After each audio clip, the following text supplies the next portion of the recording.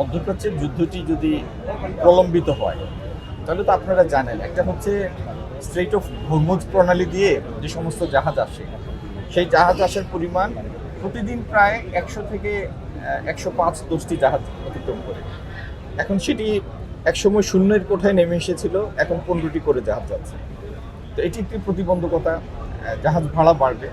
দ্বিতীয় হলো, হরমুজ প্রণালী দিয়ে যে সমস্ত দেশের পণ্য পরিবাহিত হয় তাদের উৎপাদন ব্যাহত হবে, সরবরাহ ব্যাহত হবে। তো এইটি যুদ্ধ যদি প্রলম্বিত হয়, এটির অভিঘাত তো সারা পৃথিবীতে পড়বে, আমরা তো আর পৃথিবীর বাইরে না। তো এই প্রলম্বিত হলে কি হবে সেটা আরেকটি বিষয়। এই মুহূর্তে যেন এটার অভিঘাত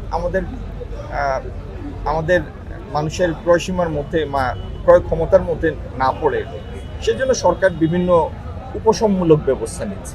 আগামী দিনে সেটি আপনারা দেখবেন। ভোক্তা পর্যায়ে যখন পণ্যটা আসে তখন দেখা যায় যে সেটি ক্রয়সীমার বাইরে। তো মাঝখানে অনেক অপ্রত্যাশিত ব্যয়ের সুযোগ থাকে, খরচের সুযোগ থাকে। আবার অনেক সময় যারা মধ্যস্বত্বভোগী তারা পরিস্থিতিটাকে ম্যানিপুলেট করে। তো বাজারের এই অব্যবস্থাপনাটা দূর করার উদ্দেশ্যে আমরা সিলেটে একটা পাইলট প্রকল্প হিসাবে এই কৃষকের হাটের উদ্যোগটা নিয়েছি, যাতে কৃষক সরাসরি এসে ভোক্তার কাছে তার পণ্যটি বিক্রি করতে পারেন। এতে কৃষকও ভালো দাম পাবেন, যারা কিনবেন তারাও ভালো দাম পাবেন, দুজনের জন্য একটা উইন উইন সিচুয়েশন।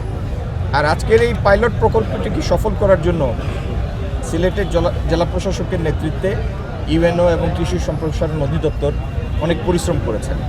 তো এই উদ্যোগটি সফল হলে, ইনশাল্লাহ সফল হবে, আমরা সারা দেশে কৃষি মন্ত্রণালয়ের সাথে সমন্বয় করে সারা দেশে এই প্রকল্পটাকে অনুসরণ করব, যাতে সারা দেশে একই ব্যবস্থাপনায় কৃষকরা তাদের পণ্যের সত্যিকার মূল্য পান। এটির আরেকটা উদ্দেশ্য, বাজার ম্যানিপুলেট যারা করেন, হঠাৎ করে পণ্যের দাম লাভ দেয়, এইটার এগেনস্টে এটা একটা কাউন্টার ব্যালেন্স হিসাবে কাজ করবে, এটাও একটা উদ্দেশ্য।